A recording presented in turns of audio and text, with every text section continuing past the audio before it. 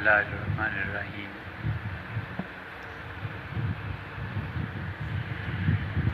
یقین کا احساس اپنے خلاف اٹھنے والی ہر رو کو پلٹ دیتا ہے۔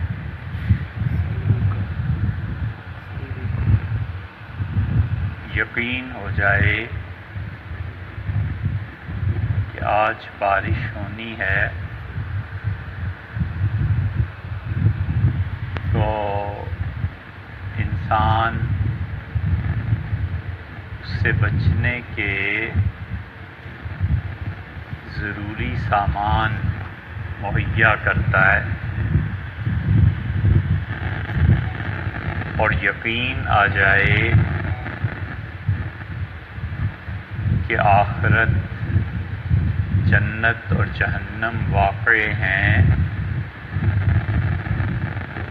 تو آدمی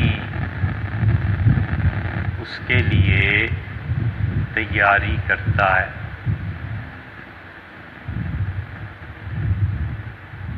یہ ساری کائنات یقین کی مرہون منت ہے، اور یقین ہی آدمی کو خطرات مول لینے کے لیے تیار کرتا ہے،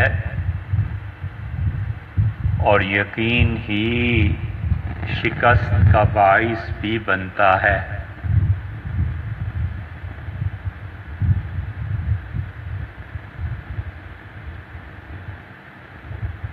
اس یقین کے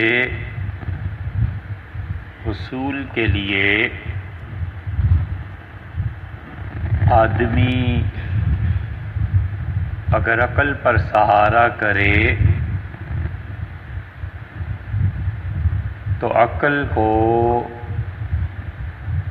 بہت سی چیزوں کی خبر نہیں ہے،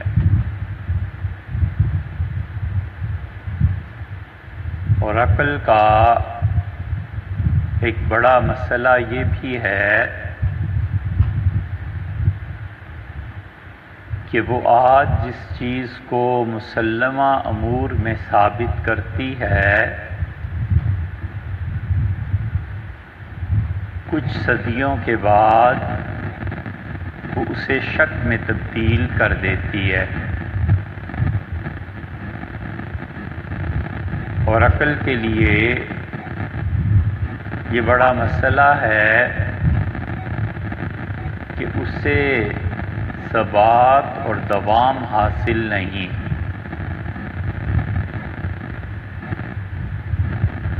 عقل بہت اچھی چیز ہے، اور عقل علم کے ساتھ مرتبط ہے، لیکن عقل کے ذریعے جو علم حاصل ہوتا ہے وہ تمام کا تمام زیر بحث آتا ہے،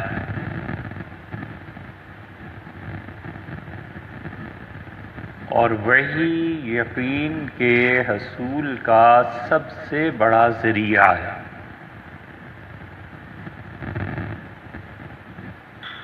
اس لیے جو لوگ وحی کا انکار کرتے ہیں وہ یقینی امور پر بھی متذبذب رہتے ہیں، اور وحی کا کمال یہ ہے کہ وہ قطعی فیصلے کرتی ہے،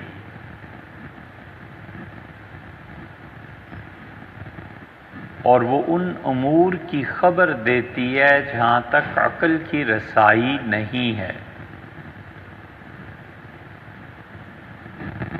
عقل کی رسائی بسا اوقات ان امور پہ بھی نہیں ہوتی جن امور کو کچھ عرصے کے بعد وہ خود دریافت کر لیتی ہے۔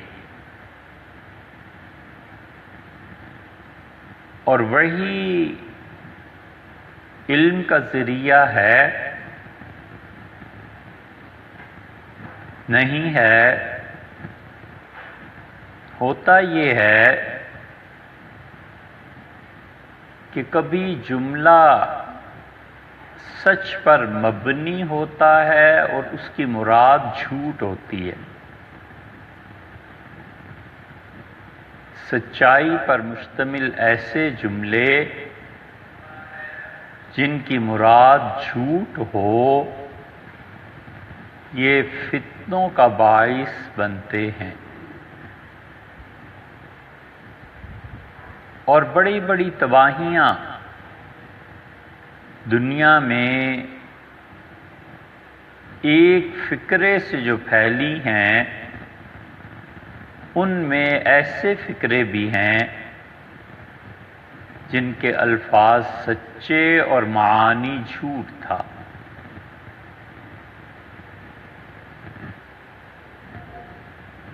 سیدنا علی رضی اللہ عنہ نے اس گہری حقیقت کو سمجھا اور امیر المومنین میں فہم، ادراک، حالات کا اندازہ کرنا اور مستقبل کو پیش نظر رکھتے ہوئے فتویٰ دینا یہ بھی ایک کمال کی چیز تھی. اور ایک کمال یہ بھی تھا کہ مظلومیت وہ اپنے اور اپنی اولاد کے لیے لکھوا کے لائے تھے. اس زمانے میں خلافت راشدہ میں آئے جب وہ نسل ہی دنیا سے اٹھ گئی تھی جس نسل نے انہیں پہچانا تھا. خوارج کا جملہ بظاہر سچائی پر مبنی تھا اور انہوں نے کہا کہ ان الحکم الا للہ، ان الحکم الا للہ، اللہ کے علاوہ کسی کی بات نہیں مانی جائے گی. سیدنا علی رضی اللہ عنہ نے فرمایا کہ ایسا جملہ ہے جس سے باطل مراد لیا جا رہا ہے، ایسا جملہ برحق ہے. یہ جملہ صحیح ہے کہ اللہ کے علاوہ کوئی حاکم نہیں، لیکن اس کی مراد کیا ہے ان کے نزدیک؟ وہ یہ کہ اللہ نے جو کچھ کہا ہے ہم اسے براہ راست سمجھتے ہیں.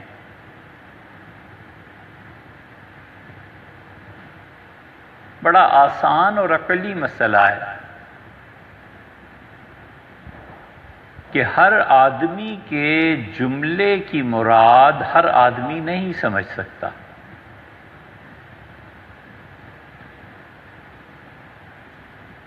مہمان کسی کے گھر جاتا ہے اور وہاں ایک مرد یا عورت کا جملہ وہ سنتا ہے. اب اس سے اصل میں مراد کیا ہے یہ اس کے گھر والے ممکن ہے سمجھیں اور مہمان نہ سمجھیں،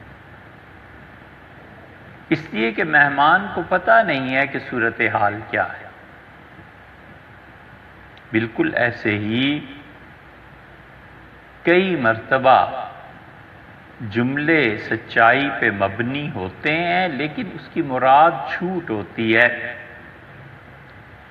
یہ بہت واضح مثال ہے کہ ان لوگوں نے یہ کہا کہ اللہ کے علاوہ کسی کی نہیں مانیں گے، لیکن اللہ کی جو مراد ہے وہ تم کیسے سمجھتے ہو، یہ ہے مسئلہ. اللہ کی مراد کو سمجھنے والا شخص بیان کر دے اور پھر اللہ اس سے قبول فرما لے تو وہ چیز پھیل جاتی ہے اور اس کے نتائج برکت پر مبنی ہوتے ہیں، اور اللہ رد فرما دے اور شیطان قبول کر لے تو بات بھی پھیل جاتی ہے اور اس کے نتائج خرابی پر مبنی ہوتے ہیں۔ یہ دونوں حقائق ہیں، اور انسان کو چاہیے کہ زندگی کے حقائق پر غور کرے، اصول پر غور کرے، اور جو شخص اصولوں کے ساتھ رابطے میں رہتا ہے ناکامی کا منہ کم دیکھتا ہے، کیونکہ اصول آدمی کو سکھاتے ہیں اور اس پر زندگی کے حقائق کو واضح کرتے ہیں۔ مثلاً ایک اصول کی بات ہے کہ اس بات سے منع کیا کہ کوئی آدمی فتنے کو چھیڑے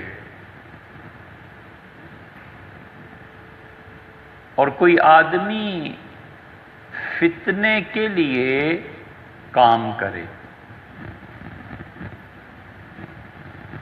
فتنہ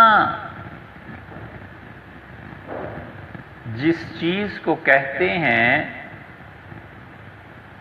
وہ اصل میں کٹھالی ہے۔ کٹھالی جس پر سونے کو رکھ کے پگھلاتے ہیں اور تاپ دیتے ہیں تاکہ اس کا کھرا اور کھوٹا ہونا واضح ہو جائے۔ فتنہ آزمائش، فتنہ جانچ، امتحان اسی لیے ہوتا ہے کہ جو چیز پوشیدہ ہے اس کا اظہار ہو جائے۔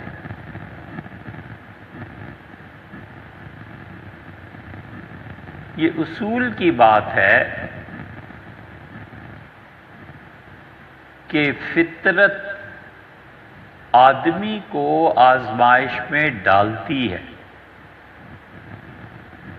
اور انسان آزمائش سے بچتا ہے۔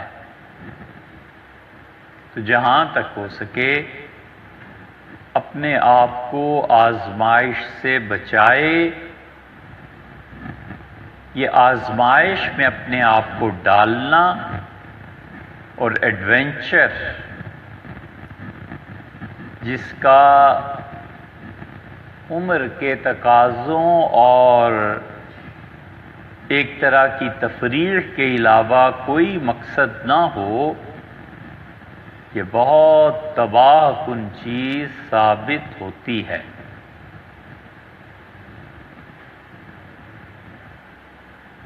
اس لیے ہم قرآن پاک کی بہت سی آیات پر غور نہیں کرتے۔ یہ اصول ہے زندگی کا۔ اللہ نے بتایا ہے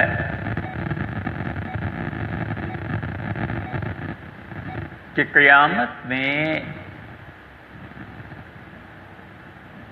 منافقین، کافرین اور مومنین یہ تینوں الگ الگ کر دیے جائیں گے، اور نقشہ یوں کھینچا ہے کہ نورہم یسعی بین ایدیہم و بایمانہم، ان کا نور ان کی رہنمائی کر رہا ہوگا اور وہ دائیں طرف بھی ہوگا اور سامنے بھی، اور جنت کی طرف روشنی لے جا رہی ہوگی۔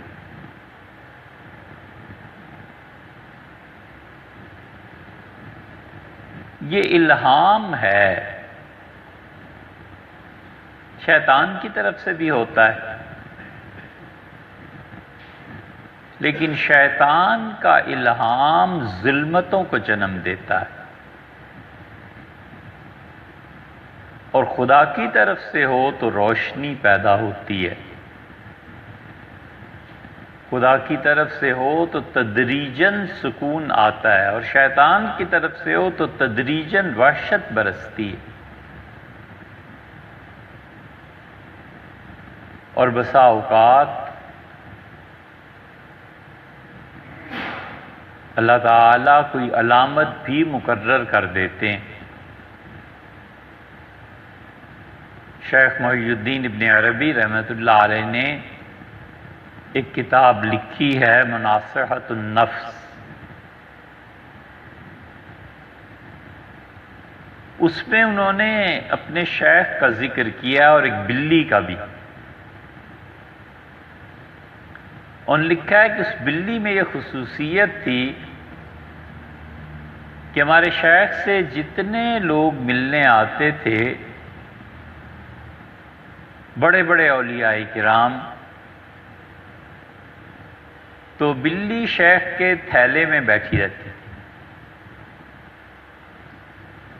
اور جب کوئی اللہ کا اچھا بندہ آتا تھا تو بلی تھیلے سے باہر آ جاتی تھی اور شیخ کے پاؤں، ان کے کپڑے اس پہ منہ رکھ دیتی تھی، اور جب کوئی کھوٹا آدمی آتا تھا تو بلی تھیلے سے نکلتی تھی، اور یا تو آتی نہیں تھی باہر، اور آتی تھی تو پھر دروازے سے باہر نکل جاتی تھی۔ اس لیے ہی کہتے ہیں کہ بلی تھیلے سے باہر نہیں آئی، جی نہیں لگا، لیکن لوگ نہیں جانتے کہ اس محاورے کی اصل کیا ہے۔ مناصحت میں ابن عربی رحمۃ اللہ علیہ نے اس کا ذکر کیا ہے۔ تو وہ نور، روشنی، وہ روشنی ان کو جنت کی طرف لے جائے گی۔ اب اس نور کو دیکھ کر بہت سے انسانوں کے ذہن میں یہ آئے گا کہ یہ ہمیں بھی ملے، اور اللہ تعالیٰ نے صراحت سے ذکر فرمایا ہے کہ منافق مرد اور منافق عورتیں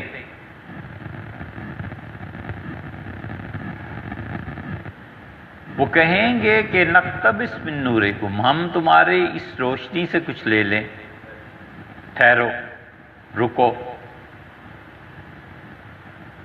اس مقام پہ اللہ تعالیٰ نے زندگی کی بڑی حقیقت کو واضح کیا ہے اگر آدمی اسے سمجھے۔ اللہ نے فرمایا ہے کہ ان سے کہا جائے گا کہ یہ جو آج نور سے محرومی ہے نا، فتنتم انفسکم، تم نے جان بوجھ کر اپنے آپ کو آزمائش میں ڈالا تھا، بس اس لیے کبھی بھی اپنے ارادے سے، اختیار سے اپنے آپ کو آزمائش میں نہ ڈالے۔ ایسا جملہ نہ کہے کہ جس کے نتیجے میں آزمائش آ جائے، ایسی بات سے بچے، اس لیے کہ جو دعویٰ کرے گا اس سے دلیل مانگی جائے گی، اور جو بغاوت کرے گا اس کا سر کچلا جائے گا۔ جو آدمی دعویٰ کرتا ہے اور دلیل نہیں فراہم کر سکتا، وہ جانچ اور آزمائش میں ناکام ہو جاتا ہے۔ تابعین، تبع تابعین، صحابہ کرام رضی اللہ عنہم دعویٰ اور دلیل ہر ایک جگہ ملے گی۔ اللہ تعالیٰ نے فرمایا کہ تمنون، تم نے تمنا کی تھی نا، وَلَقَدْ كُنْتُمْ تَمَنَّوْنَ الْمَوْتَ مِنْ قَبْلِ، اس سے پہلے تم موت کی تمنا کرتے تھے اور ہم نے میدان جنگ میں تمہارے سامنے رکھا۔ مرو اب، لڑو، شہید ہو جاؤ۔ اس لیے خدا کا معاملہ بہت نازک ہے۔ آدمی کبھی محبت میں ایسا دعویٰ کر بیٹھتا ہے کہ جب اس کی دلیل دینی پڑتی ہے تو ناکام ہو جاتا ہے۔ ایک بزرگ کا قصہ پہلے بھی سنایا تھا کئی بار۔ انہوں نے کہا اللہ کی محبت کے غلبے میں کہ اللہ تجھ سے محبت ہے اور تو جیسے چاہے میری محبت کو آزما لے۔ ڈالا نا اپنے آپ کو آزمائش میں، اور اگلے دن پیشاب بند ہو گیا، سخت بے چینی اور شدید تکلیف شروع ہوئی، نیند اڑ گئی، اور ایک وقت میں ذرا سی جھپکی آئی تو فرشتے نے اس جھپکی میں آ کے کہا کہ علیک بالمکاتیب، یہ جو بچے پڑھتے ہیں نا قرآن، ان سے دعا کراؤ جا کے۔ تو گئے اور کہا کہ امکم الضال، بچوں اپنے چچا کے لیے دعا مانگو کہ غلط راہ پہ چل پڑا۔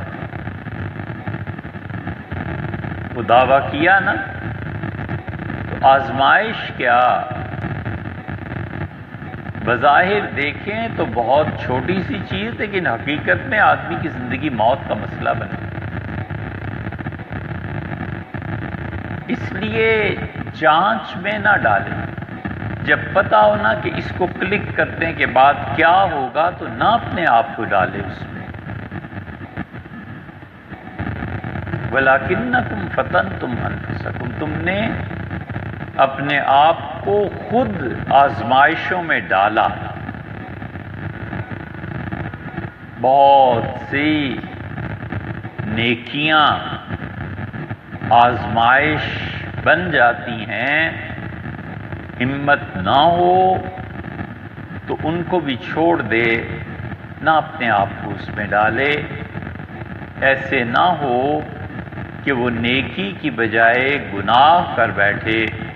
اور یہ حکمت ہے اس حدیث میں جس میں حضور صلی اللہ علیہ وسلم نے فرمایا کہ تم میں سے جب کسی شخص کو شدید نیند آ رہی ہو تو اسے چاہیے کہ وہ نفل نہ پڑھے اور سو جائے، اور ایسے نہ ہو کہ وہ دعا کی بجائے اپنے آپ کو بد دعائیں دیتا ہے۔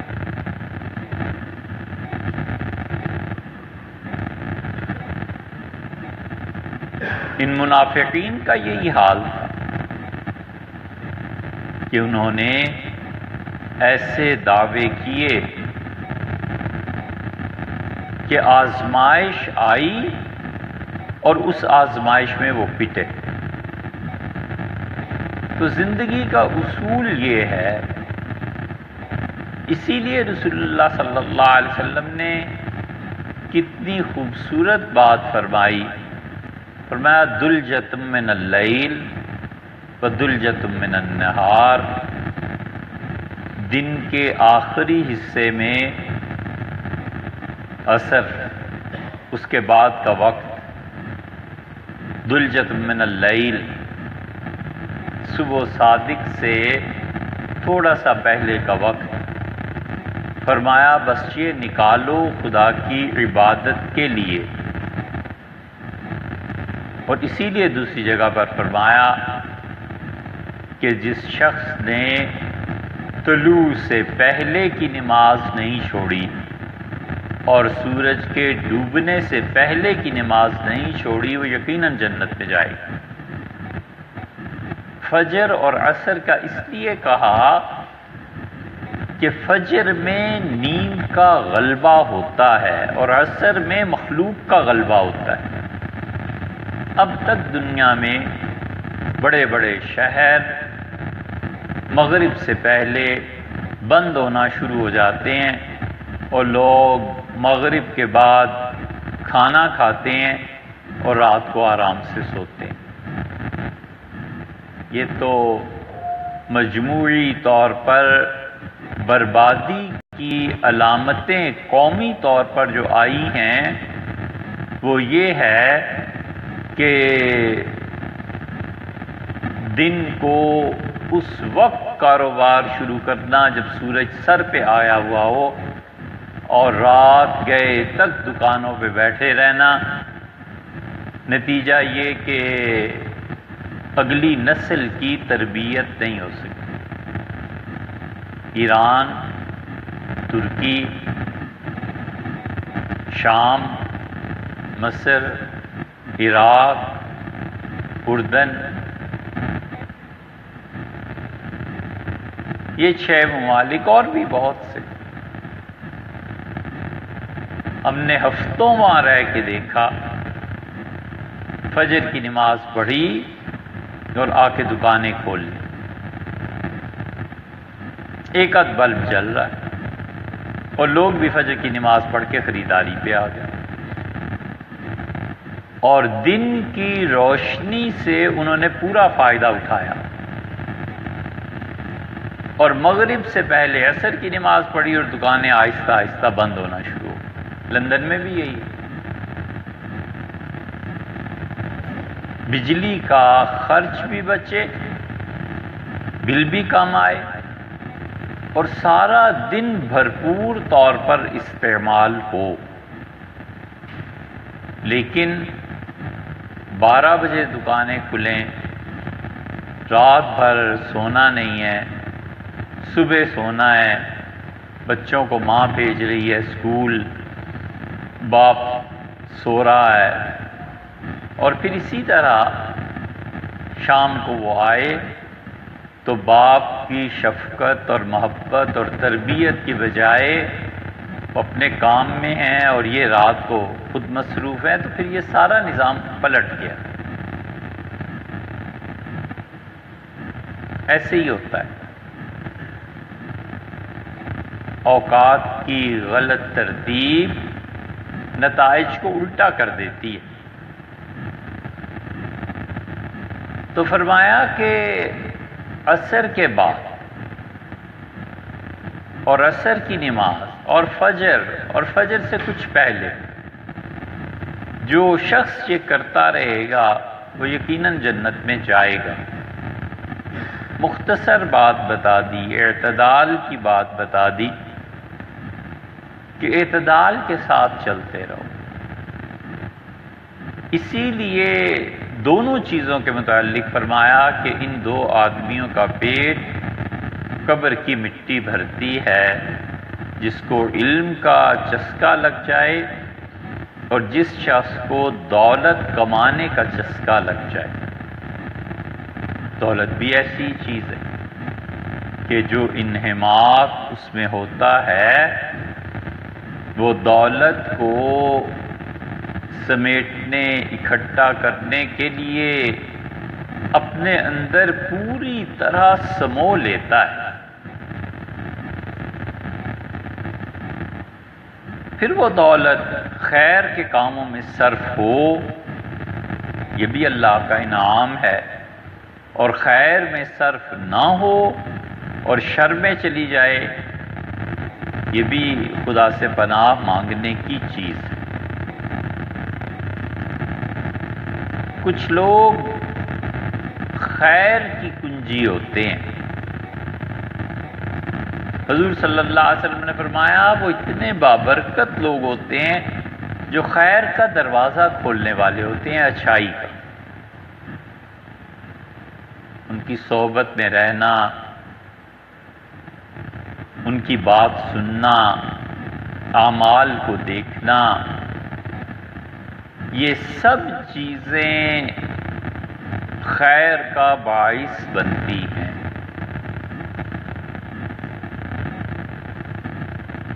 اور فرمایا کہ کچھ لوگ شر کی چابی ہوتے ہیں، ان کی صحبت میں رہ کے آدمی شر کو سیکھتا ہے اور ان کے اعمال کو دیکھ کر شرارتیں طبیعت میں گدگدی کرتی ہیں۔ فرمایا بدترین لوگ ہیں۔ اس لیے بات وہی ہے جو قرآن کہتا ہے کہ فَلْتَنْظُرْ نَفْسٌ مَا قَدَّمَتْ لِغَدٍ، اور ہر آدمی کو سوچنا چاہیے کہ اس نے کل کے لیے کیا کیا ہے۔ جو سوچے گا اور خیر کا ذریعہ بنے گا، وہ خیر کا ذریعہ خود اللہ کی رحمت کو کھینچتا ہے۔ اسی لیے فقہاء نے مسائل میں لکھا ہے کہ خرچ کرنے میں ایک مثال ہے، 100 ہاتھ اگر بدل جائیں تو 100 کے 100 کو اللہ وہی اجر دے گا جو پہلے کو ملا۔ ایک اور نوعیت سے وہ الگ ہے، لیکن ایک آدمی نے بیٹے کو 100 روپیہ دیا کہ اللہ کی راہ میں خرچ کر دیں، اس نے بیوی کو دے دیا، بیوی نے نوکر کو دے دیا، نوکر نے اپنے بھائی کو گاؤں بھجوا دیا، اس نے وہاں کسی غریب کی مدد کر دی، تو یہ بیوی کو دیا اور بیٹے کو دیا اور نوکر کو، اور نوکر نے گاؤں بھیج دیا اور اس کی ماں باپ نے خرچ کیا۔ یہ چاروں آدمی اس 100 روپے کے ثواب کے مستحق ہیں۔ وجہ اس کی یہ ہے کہ ان میں سے کوئی بھی خیانت کر سکتا تھا، کوئی بھی جھوٹ بول سکتا تھا۔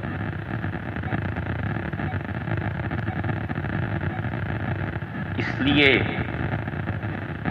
جو لوگ تربیت کے مراحل میں ہوتے تھے، ان سے تربیت کرنے والے کام لیتے تھے اور بتاتے تھے کہ یہ کام یوں ہے اور یہ کام یوں ہے اور اسے اس طرح سے کرنا ہے۔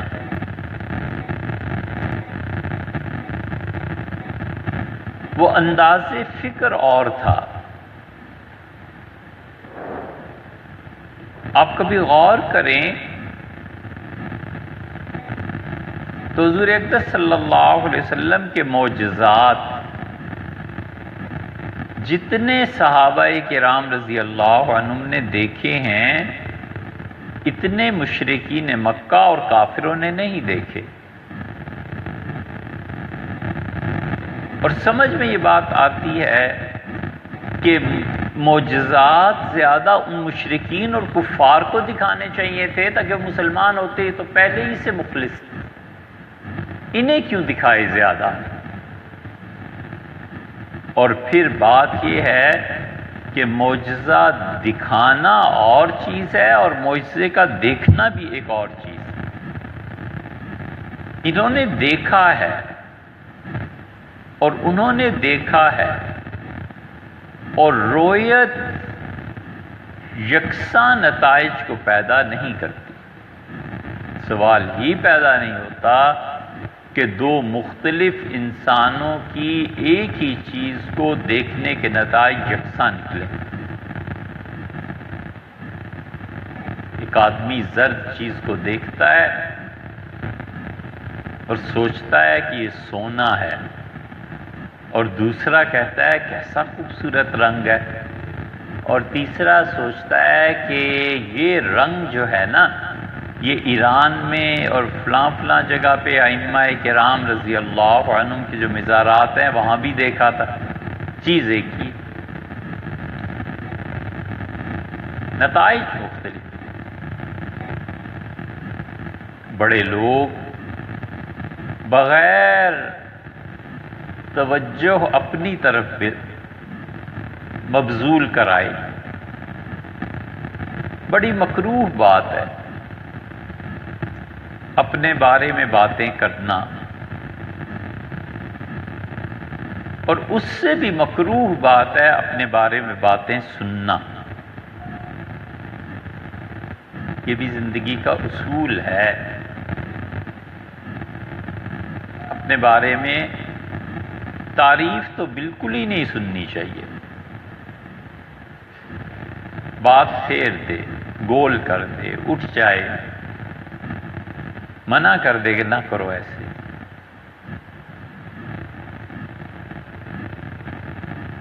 اس لیے کہ جب تک ایمان پہ موت نہ آ جائے، تعریف اور مذمت دونوں ناقابل اعتبار سمجھے، خیر اسی میں۔ یہ رسول اللہ صلی اللہ علیہ وسلم کی بڑی گہری تعلیم تھی، یہ کسی نے لکھا نہیں ہے، لیکن سوچتے ہیں کہ کوئی اس بات پہ لکھے کہ سیدنا عمر رضی اللہ عنہ جیسا آدمی مغفرت کے اسباب پر کتنی نظر رکھتا تھا، کیسے ڈھونڈتا تھا، حالانکہ قطعی جنتی ہیں۔ مطلب جنت کا فیصلہ یا تو اللہ کرے یا اس کے رسول صلی اللہ علیہ وسلم کریں ان کی اطلاع پہ، اور اس کے علاوہ کیا ذریعہ ہے؟ تیسرا ذریعہ ہے کیا؟ کچھ بھی نہیں۔ اللہ تعالیٰ نے فرما دیا کہ فلاں بخشا ہوا ہے،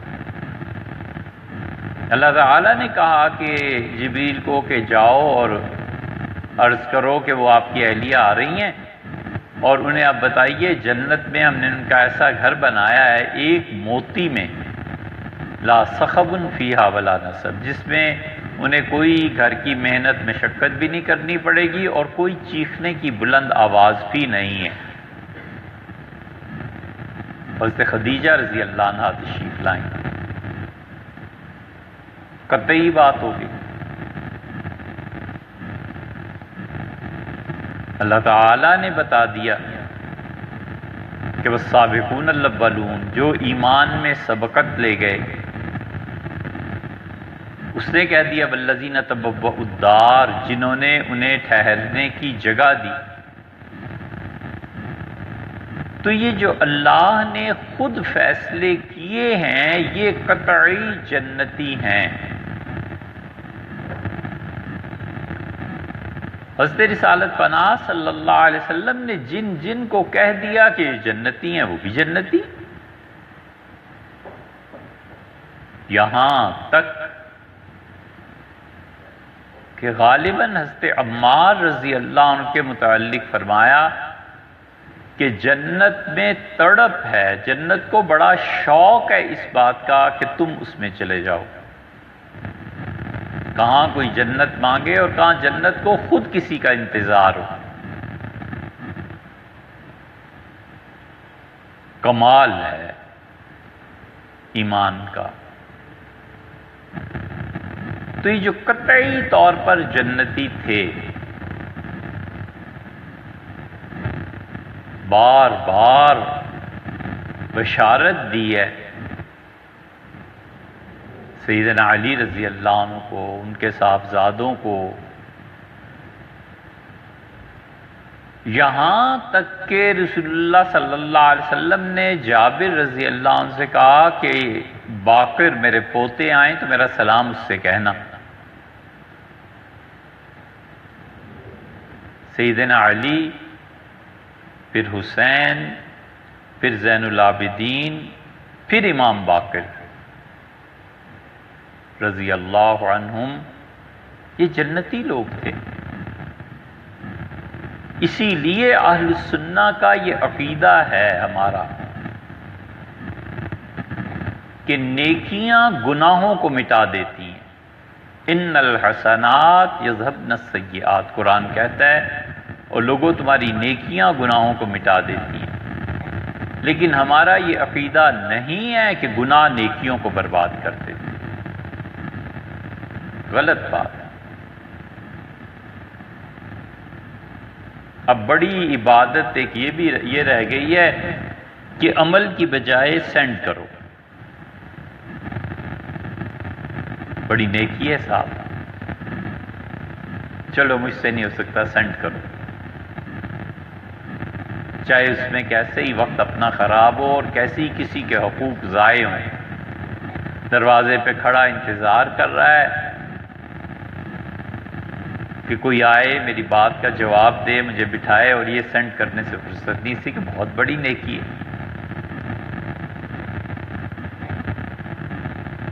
اور اس میں کئی مرتبہ ہم یہ پیغام پڑھتے ہیں جس کا بنیاد یہ ہوتی ہے کہ گناہ نیکی کو ضائع کر دیتے ہیں۔ ہمارا مسلک یہ نہیں ہے، اہل سنہ اس بات کے قائل ہی نہیں ہے، غلط بات ہے۔ ہمارے نزدیک نیکی گناہ کو برباد کرتی ہے، گناہ نیکی کو برباد نہیں کرتا۔ اس کا حوالہ اگر چاہیے ہو تو اللہ نے یہاں پر سورہ بقرہ میں یہ فرمایا نا کہ لا تبطلوا صدقاتکم بالمن والاذی، اور اپنی نیکیوں کو برباد نہ کر لینا احسان جتا کر اور لوگوں کو تکلیف دے کے۔ کسی کو 1000 روپیہ دے دیا، پھر جب کبھی غصہ آیا 10 سال 5 سال بعد تو گنا کہ تم وہی ہو نا جس کو فلاں موقع پہ میں نے ایسے کیا تھا، تمہاری اوقات ہی کیا ہے؟ کل تک تو تمہارے گھر کھانا مانگنے آتے تھے، اب تم سے ہمیں آنکھیں دکھاتے ہو۔ اللہ کہتا ہے لا تبطلوا صدقاتکم بالمن والاذی، دیکھو اپنی نیکیوں کو برباد نہ کر لینا، احسان جتا کر اور دوسرے کو نیکی کی آڑ میں تکلیف دے کے کہ میں نے تو اس کے ساتھ نیکی کی ہے، کیا حرج ہے اسے کہوں کہ ایک رات میرے دروازے کے باہر کھڑے رہو، کوئی نہیں میں نے بھی تو بڑی نیکیاں کیا، کر لے گا۔ اے بھیا اس کی رضامندی ضروری ہے کہ وہ آپ کے دروازے پہ کھڑا ہونا بھی چاہتا ہے، یعنی آپ اس نیکی کا اجر لینا چاہتے ہیں۔ اچھا ابھی ایک علمی بات آ گئی، اس کو حل کر لیں، آنی نہیں چاہیے، چلو آ ہی گئی۔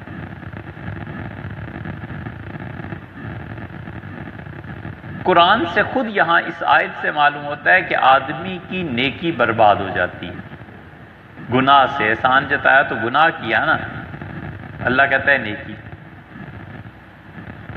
حضرت عائشہ رضی اللہ عنہ کی بھی روایت آتی ہے، دارقطنی میں ہے،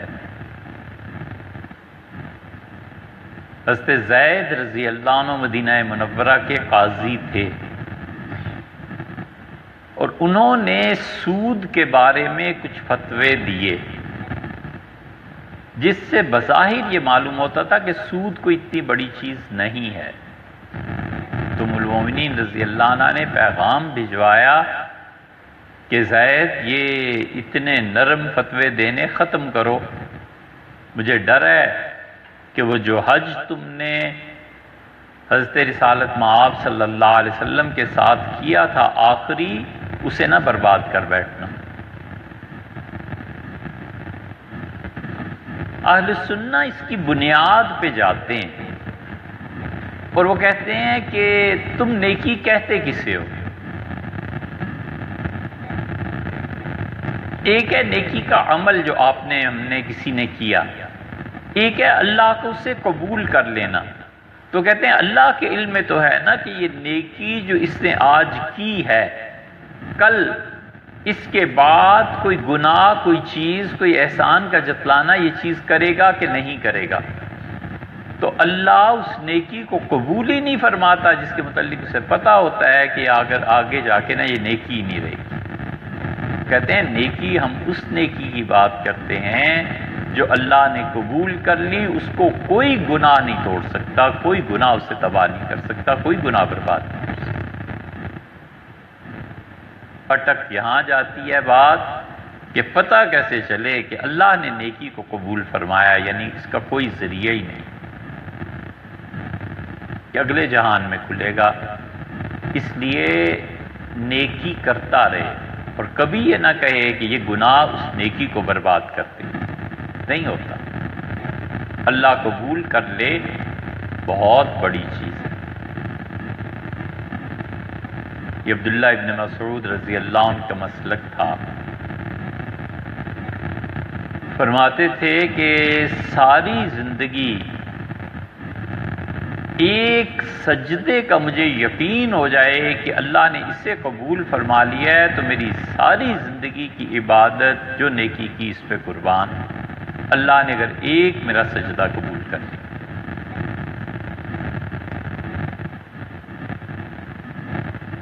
یہی چیز ہے۔ اس لیے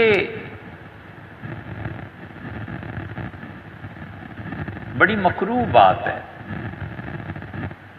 کہ کوئی آدمی اپنے متعلق تعریف کے جملے کہے، استغفر، اور اس سے بھی مکروہ بات ہے کہ دوسروں سے سنے۔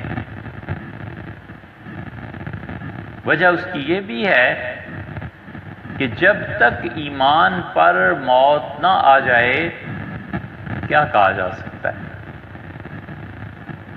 سیدنا علی رضی اللہ عنہ نے حملے پہ جو فرمایا کہ فزت برب الکعبہ، کعبہ کے پروردگار کی قسم میں کامیاب ہو گیا، تو اس وجہ سے کہ امید غالب تھی اللہ سے، عشرہ مبشرہ میں خلیفہ راشد تھے، تھوڑی بشارتیں تھیں ان کے لیے، موت تک انتظار ہے کہ دیکھو آخری لمحہ کیا آ رہا ہے۔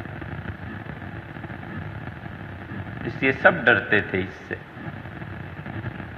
کہ مرنے سے پہلے کیا ہوگا، موت کس چیز پہ آئے گی۔ عمر رضی اللہ عنہ نے بہت اچھا جملہ وفات سے پہلے کہا۔ ایک لڑکا آیا، صحیح بخاری میں آتا ہے، عیادت کے لیے آپ سے دیکھتے رہے، اور اس نے کہا امیر المومنین آپ اسلام میں داخل ہوئے، اس کے لیے قوت تھی، پھر رسول اللہ صلی اللہ علیہ وسلم دنیا سے تشریف لے گئے، وَقَانَ عَنْكَ رَاضٍ، وہ آپ سے بہت خوش گئے، وَاسْتَخْلَفَ، اور پھر ابو بکر رضی اللہ عنہ نے آپ کو خلیفہ بنایا۔ انہوں نے روک دیا اسے اشارے سے، پھر اسے بات پوری کی، جنت کی بشارت، یہ چیزیں۔ تو آپ نے کہا کہ وہ جو اسلام ہے یہ اللہ نے مجھ پہ احسان کیا، حضور صلی اللہ علیہ وسلم دنیا سے گئے مجھ سے خوش تھے، یہ ان کا احسان ہے۔ یہ ہمارا اہل السنہ کا عقیدہ ہے کہ اعمال رسول اللہ صلی اللہ علیہ وسلم کے سامنے پیش ہوتے ہیں، اور وہ اپنی امت کے اعمال کو دیکھتے ہیں، یہاں تک کہ اہل السنہ اور اہل تشیع سے بھی آگے چلے جائیں تو شیخ الاسلام ابن تیمیہ ہمارے شیخ رحمہ اللہ وہ بھی اسی بات کے قائل ہیں، اس لیے کہ اتنی روایات ہیں کیسے انکار کیا جا سکتا ہے۔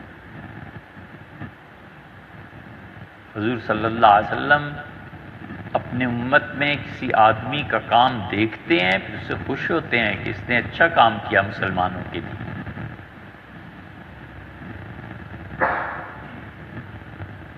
الدرر الکامنہ فی اعیان المئۃ الثامنہ، یہ کتاب ہے ابن حجر اسقلانی رحمۃ اللہ علیہ کی، بڑے مارکے کی کتاب ہے، سنا ہے اس کو اردو ترجمہ بھی آیا ہے، معلوم نہیں، لیکن بہت عمدہ کتاب ہے۔ اس میں جہاں انہوں نے اپنے زمانے کے مختلف لوگوں کے احوال بیان کیے ہیں، میعاد ثامنہ کے 8ویں صدی کے، ہم نے اپنی کتاب میں بھی اس کا ذکر کیا ہے۔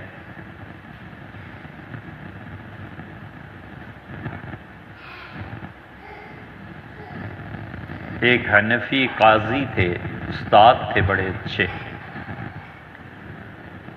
ہر سال حج کے لیے جاتے تھے، اور پہلے مدینہ منورہ میں پھر مکہ مکرمہ میں،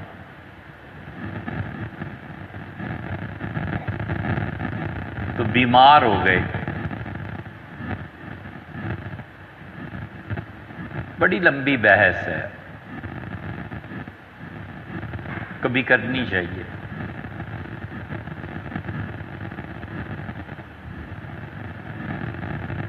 تو مدینہ منورہ گئے اور روضہ مبارک پر ہی پڑھ گئے. یہ شاہ ولی اللہ رحمۃ اللہ علیہ کے یہاں بھی ملے گا.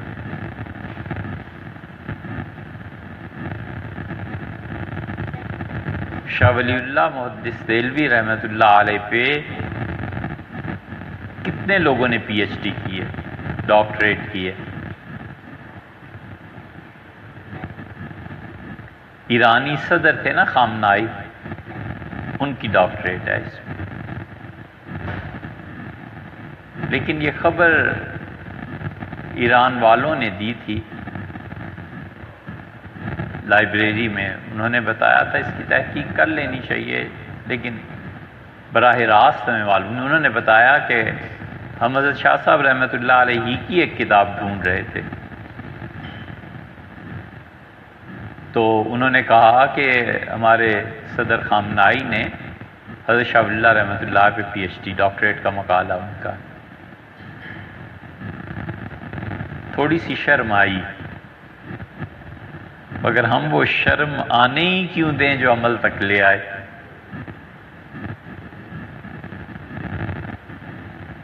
آگے چلے گئے کہ اور کوئی کتاب دیکھیں. کہاں سے کہاں بات جا پہنچی. حافظ ابن حجر رحمۃ اللہ نے لکھا ہے کہ وہ شدید بخار ہو گیا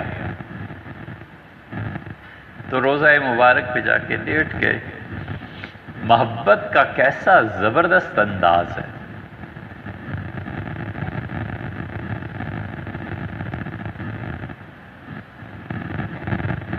حافظ لکھتے ہیں رحمہ اللہ کہ سو گئے تو سرکار کو دیکھا خواب میں، اور حضور صلی اللہ علیہ وسلم ہیں، یہ ہیں بیٹھے ہوئے اور ایک اور آدمی بیٹھا ہوا ہے. تو یہ ہے محبت. اس آدمی سے فرمایا کہ ما نال منی شیئن، یہ ہر سال آ جاتا ہے، آج تک اسے ہم نے کچھ نہیں دیا، ہماری طرف سے کوئی چیز نہیں ملی اسے. جن کو بھی انعام ہم دیتے ہیں اسے کچھ نہیں دیا. پھر سے فرمایا ہاتھ پھیلاؤ. تو انہوں نے ہتھیلی آگے کی تو حضور صلی اللہ علیہ وسلم نے اس پہ ایک تعویذ لکھ دیا. فرمایا اس کو چاٹو تاکہ تمہارا بخار اتر جائے. تو اٹھے اور بخار ختم. وہ تعویذ میں لکھ لیا. ہم نے اس کو بھی نقل کر دیا. تو اعمال پیش ہوتے ہیں کہ ہمارے عقیدے میں شامل ہیں.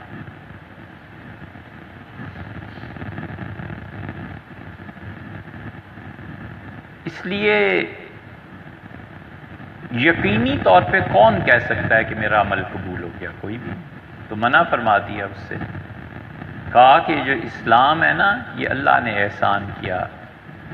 حضرت تشریف لے گئے دنیا سے، مجھ سے راضی تھے، خوش تھے، یہ ان کا احسان ہے. ابو بکر رضی اللہ عنہ خلافت کے لیے مجھے چنا، یہ ان کا احسان ہے. جہاں تک میرا تعلق ہے نا، لا لیا ولا علیہ، میری تمنا ہے کہ نہ خدا کسی گناہ کا حساب لے، نہ کسی کو نیکی کو میری کو دیکھے، بس ایسے ہی جنت میں بھیج دے. برابر ہو جائیں، برابر سرابر ہو جائے معاملہ، بس کافی. یہ وہ چیز ہے جو حقیقت میں انسان میں ہونی چاہیے.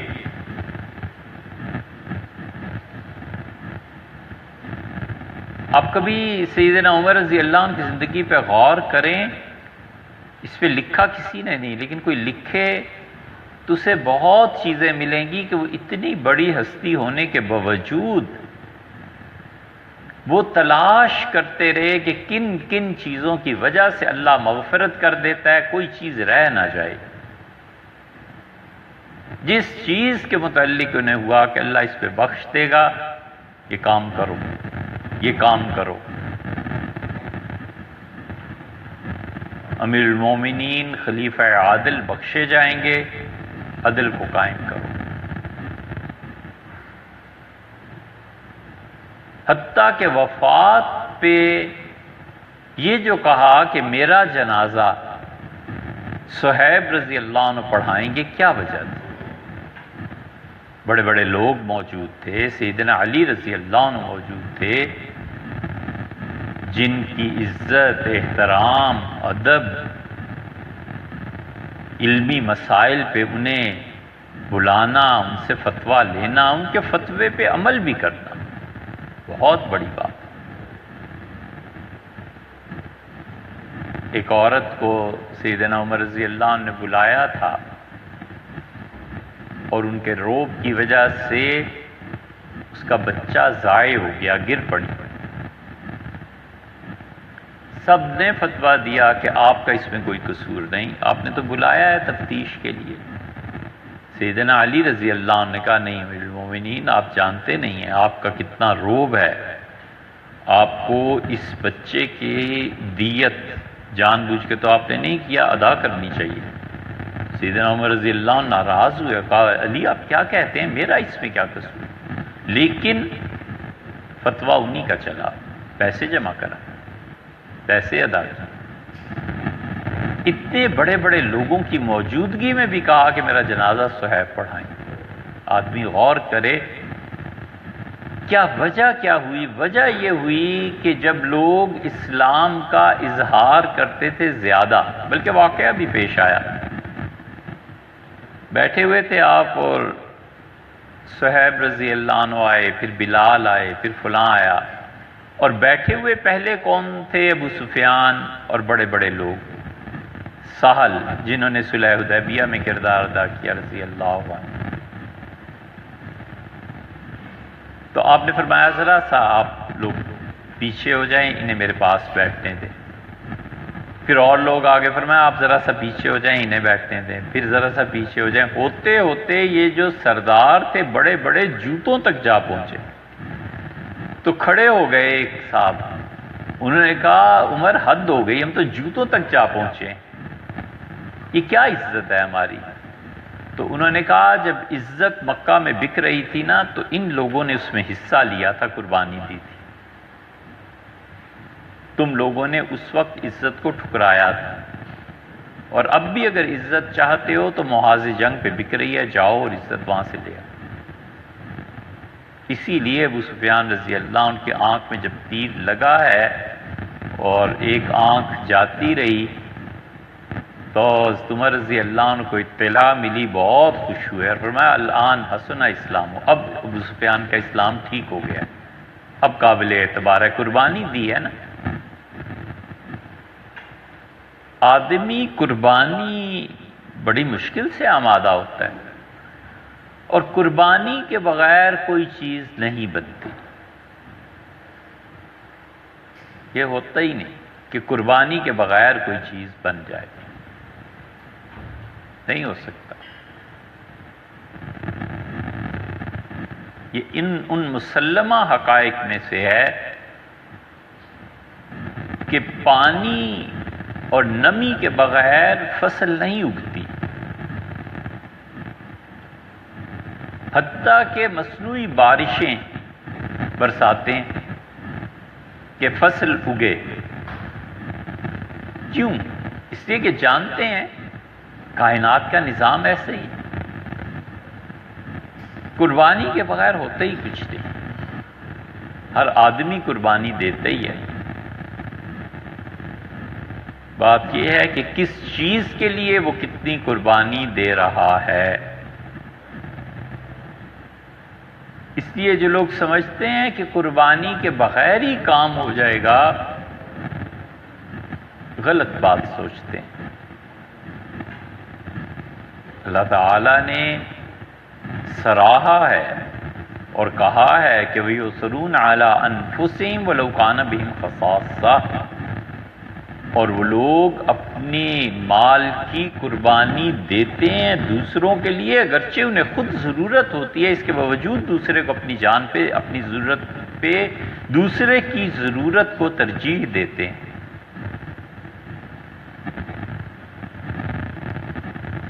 سیدنا عمر رضی اللہ عنہ نے، جو لوگ اسلام کا زیادہ کرتے تھے نا، فرماتے صہیب کو بلاؤ، اور بلاتے تھے اور پھر فرماتے یہ اپنی کمر دکھانا، تو ان کی کمر پہ چربی کے جلنے کے داغ تھے۔ وہ کہتے تھے یہ ہے وہ شخص جس کو اسلام قبول کرنے پہ مکہ میں انگاروں پہ لیٹنا پڑا ہے، یہ ہے اسلام۔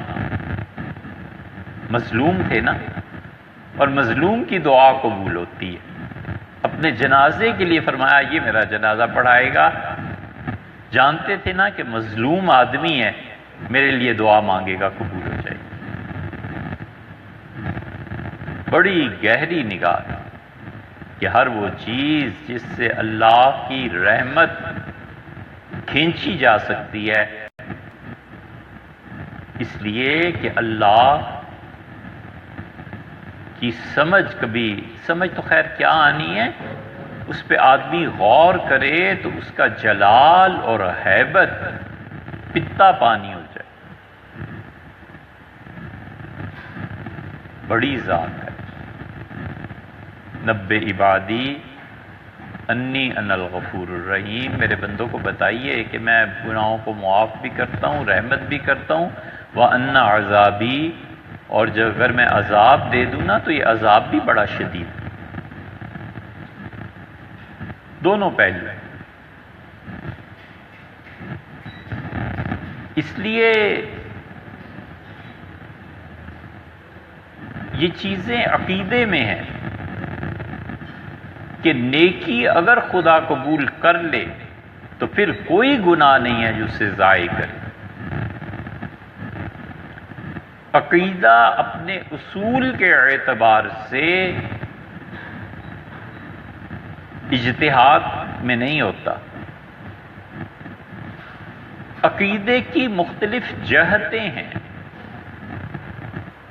عقیدے کی ایک جہت اور ایک سمت یہ ہے کہ عقیدہ ٹھیک وہی ہے جو اللہ نے فرما دیا ہے، حضور صلی اللہ علیہ وسلم نے بتا دیا ہے، بس۔ اور دوسرے درجے کے عقائد وہ ہیں جو اجتہاد سے ثابت ہوئے ہیں اور مقرر ہوئے ہیں۔ یہ دوسرے درجے کے جو عقائد مقرر ہوئے ہیں، اس پہ ہم نے ایک تفصیل سے بات بھی کی ہے، یہ وہ عقیدے نہیں ہیں کہ آدمی اس سے اجتہاد کے اعتبار سے انحراف کر لے تو مسلمانوں ہی سے خارج ہو جائے، نہیں ہوتا۔ اللہ کی توحید ہے، رسالت ہے، ختم نبوت ہے، قرآن کا برحق ہونا ہے، جنت جہنم تقدیر، یہ ایسے عقیدے ہیں جس میں کسی کی تقلید نہیں ہے۔ اصولی طور پہ خدا نے خود طے کر دیا، وہ کہتا ہے انہ من یشرک باللہ، اور جو شخص شرک کر کے ہمارے پاس آئے گا فقد حرم اللہ علیہ الجنہ، اللہ نے جنت اس پہ حرام کر دیا ہے، ومأواہ النار، اور جہنم اس کا ٹھکانہ ہے۔ عقیدے کی بات ہے، طے ہو گئی، بس ختم ہوئی۔ ایک عقیدہ دوسرے درجے میں آ جاتا ہے۔ مثلاً ہمارے عقیدے کا حصہ ہے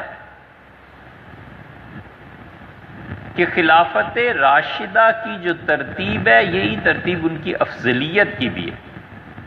اب ایک آدمی کہتا ہے کہ امیر المومنین سیدنا علی رضی اللہ عنہ سب سے پہلے درجے کے آدمی تھے، اس کا عقیدہ ہے، لیکن یہ عقیدہ کفر تھوڑا ہی ہے کہ ہم اس سے کچھ برا کہیں گے۔ ہم یہ کہیں گے کہ اہل سنہ کا یہ عقیدہ نہیں ہے، لیکن کفر اسلام کیوں ہو گیا؟ بھی وجہ یہ تو اجتہاد سے طے ہوا ہے، اور مجتہد کا اجتہاد مختلف بھی ہوتا ہے۔ ایک آدمی کہتا ہے کہ ایصال ثواب برحق ہے، یہ پوری امت کا عقیدہ ہے، ایصال ثواب کن کن چیزوں میں ہوتا ہے؟ حنفیہ کا مسلک سب سے وسیع تر ہے. وہ کہتے ہیں ہر وہ چیز جو تم نے نیکی کی ہے تم اسے دے سکتے ہو. حتیٰ کہ وہ کہتے ہیں فرض نماز پڑھی ہے اور کہتے ہو کہ اس کا ثواب والدین کو پہنچے تو انہیں بھی ملے گا، تمہیں بھی ملے گا. حنفیہ کا مسلک بہت وسیع. شافعی حضرات کہتے ہیں وہ جو کاؤنٹڈ چیزیں ہیں حدیث میں آ گئی ہیں، حضور صلی اللہ علیہ وسلم کنواں کھدواؤ، پل بنواؤ، یہ کرو یہ کرو یہ کرو، کتاب ہے، علم ہے، اس کا تمہیں ثواب ملے گا، وہ اسے محدود کر دیتے ہیں وہاں تک. یہ دونوں کا اجتہاد ہے، اس میں کیا کفر اسلام کی بات ہے؟ کچھ بھی نہیں. یہ وہ چیز ہے جس پہ کہتے ہیں کہ یہ ماتریدی ہے، یہ اشعری ہے. ماتریدیوں کے عقیدے میں یہ بات شامل ہے کہ جس آدمی کو شریعت کا پیغام نہیں پہنچا لیکن وہ کسی ہستی کا قائل ہے کہ کوئی بڑی ذات ہے، وہ جہنم میں نہیں جائے گا.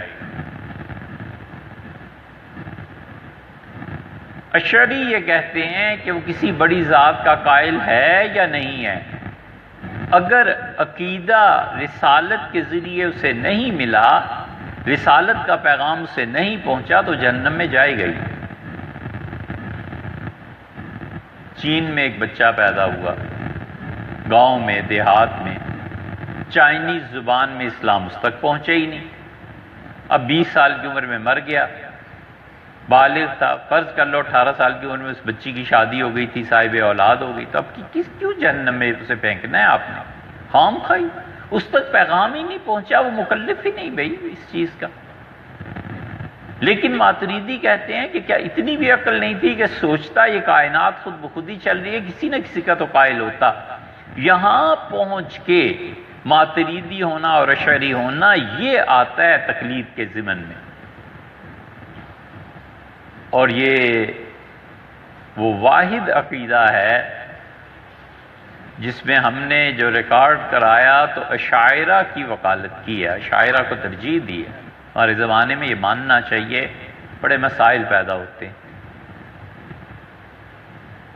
لیکن ماتریدیوں کا وہی ہے. لیکن عقیدے میں جو امہات ہیں، قیامت، تقدیر وغیرہ وغیرہ، رسالت، توحید وغیرہ، اس میں کسی کی تقلید نہیں ہوتی، وہ تو طے شدہ بات ہے. اس لیے عقیدے میں یہ بات شامل ہے، اجتہاد کے عقیدے میں، کہ کسی بھی آدمی کا گناہ اس نیکی کو ضائع نہیں کرتا جس نیکی کو اللہ نے قبول فرما لیا.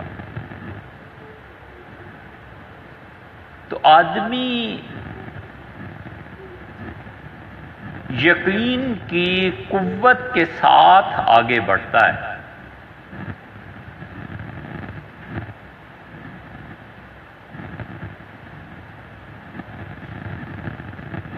اللہ کی ذات کا یقین، اس کے وعدوں کا یقین،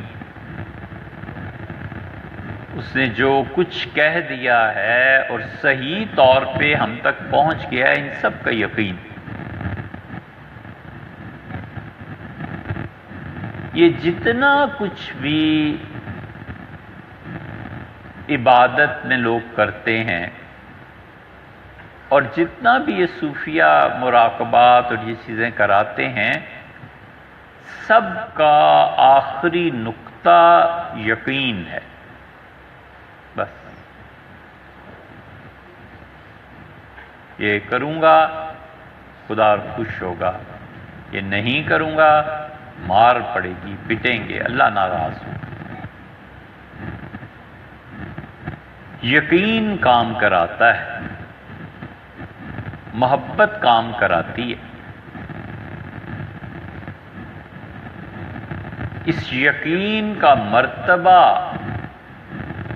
جتنا پختہ ہوتا ہے اتنا ہی خدا کا قرب حاصل ہوتا ہے. بڑی بات ہے کہ کوئی آدمی اصحاب یمین میں سے ہو جائے، رائٹسٹ، اللہ نے کہا فَسَلَامٌ لَّكَ مِنْ أَصْحَابِ الْيَمِينِ، جو دائیں ہاتھ پہ رہنے والے ہیں خدا کا سلام ان پہ، خدا نے خود سلام بھیجا ہے ان کے لیے۔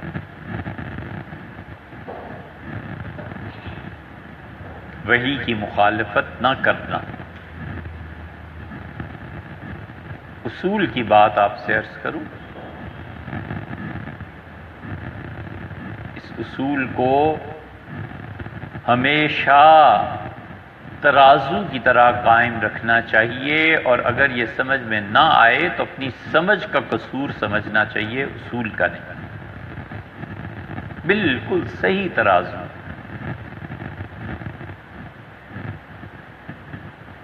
عقل سلیم ہو،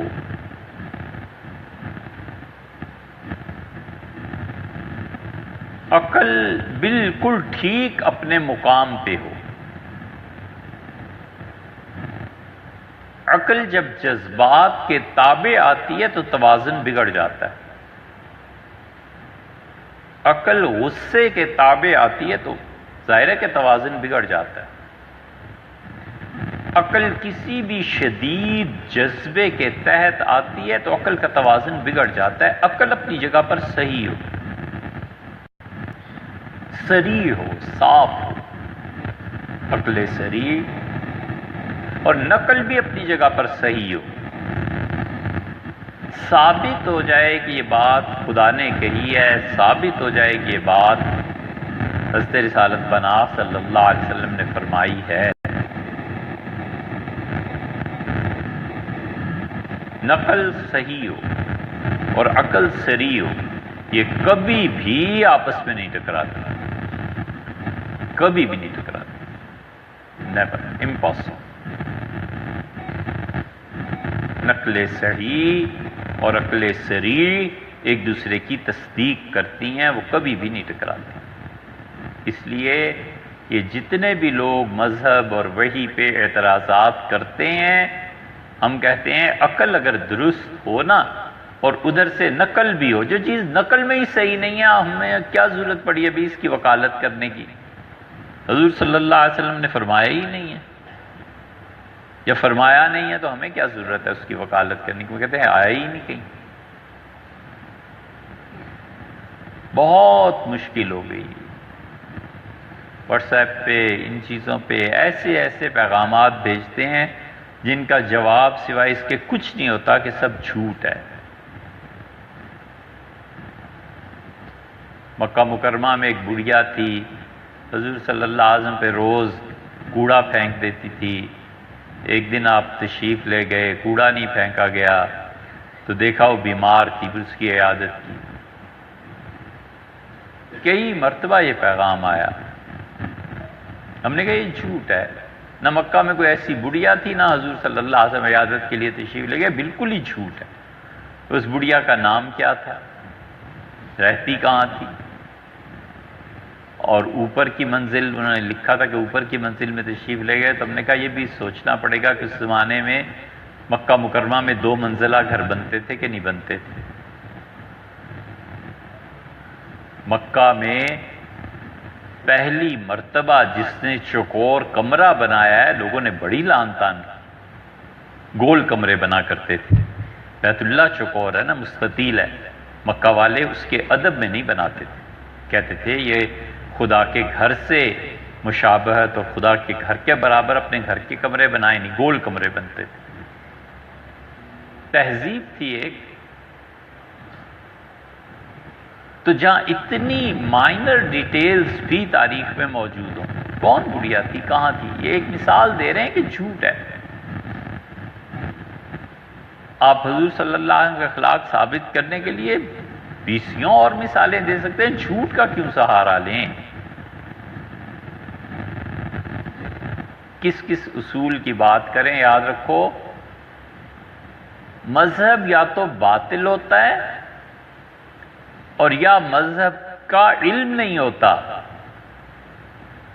تو ہمیشہ ہمیشہ مذہب کا وکیل جھوٹ اختیار کرتا ہے۔ یا مذہب باطل ہوگا اور یا وکیل کو علم نہیں ہوگا۔ مذہب بھی برحق ہو اور وکیل کو علم بھی ہو تو پھر دلائل کی فراہمی کیا بات ہے بھئی؟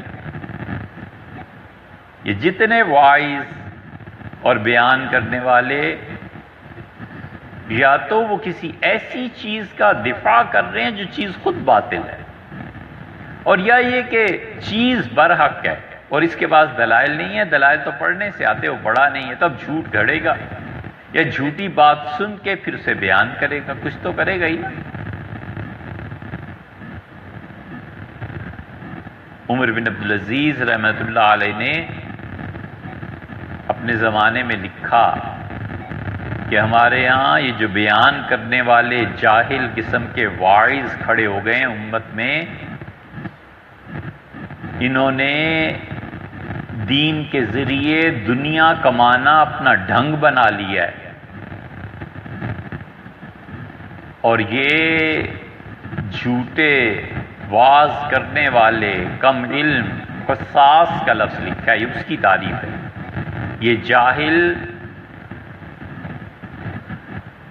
موجودہ دور کے اپنے خلفاء، جس دور میں یہ واعظ ہیں، اس دور کے خلفاء اور امراء پر صلاۃ و سلام بھیجنے لگے ہیں، میرے دور میں اس چیز کو بند کیا جائے، اور صلاۃ و سلام انبیاء علیہ الصلاۃ والسلام کا حق ہے، ان پہ بھیجا جائے، اور انبیاء علیہ الصلاۃ والسلام پر سلام بھیجنے کے بعد حضور صلی اللہ علیہ وسلم، ان کی آل، پرانے انبیاء علیہ الصلاۃ والسلام، ان لوگوں پر اور صحابہ کرام ان پر، اس کے بعد جو تمہارے موجود امراء اور خلفاء ہیں ان کے لیے بس دعا مانگو۔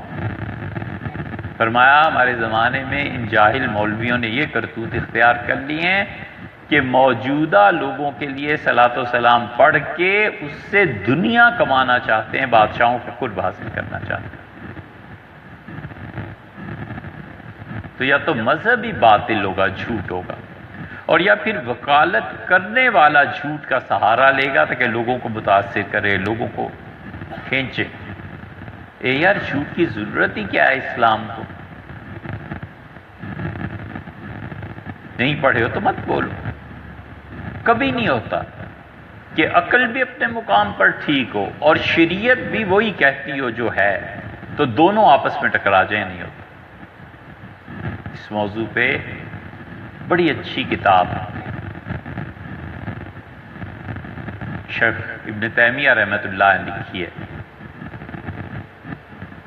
اور شیخ نے 4 جلدوں میں کتاب لکھی ہے، کمال کی، اعلام الموقعین جو ہے ابن قیم رحمۃ اللہ علیہ کی، اس میں انہوں نے بھی یہی موقف اختیار کیا، اور شاطبی کے تو کہنے کیا، شاطبی تو امام، شاطبی اتنا بڑا آدمی ہے، اسپین کے ہے نا شاطبی، شاطبہ ایک قصبہ تھا، غرناطہ، اندلس، شاطبہ،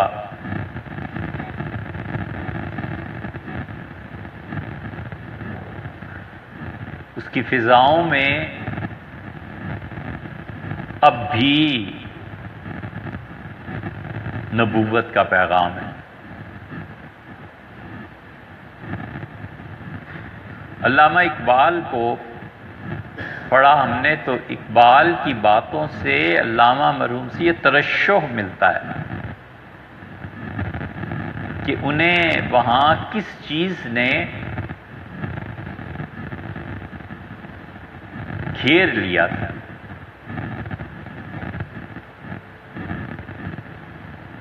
پھر اسپین گئے تو ایک تاثر تھا، پھر حضرت ابو الحسن علی ندوی رحمۃ اللہ علیہ خدمت میں حاضر ہوئے تو ہم نے عرض کیا حضرت سے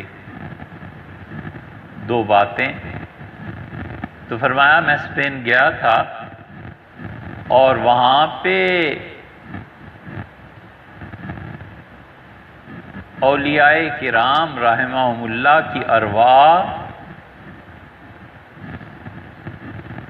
بار بار مجھ سے آ کے مصافحہ کرتی تھی، بار بار آ کے مجھ سے ملتی تھی۔ یہ علامہ کو کوئی ادراک ہوا ہوگا، انہوں نے اپنی شاعری میں اس کا ذکر کیا ہے، سمجھیں تو بٹوین دا لائنز یہ چیزیں ہیں۔ اس لیے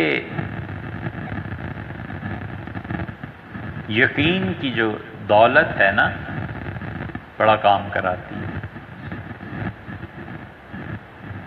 آدمی کا یقین جب بن جاتا ہے تو پھر ارتداد نہیں آتا، پھر دنیا کی کوئی طاقت اسے اس چیز سے ہٹا نہیں سکتی۔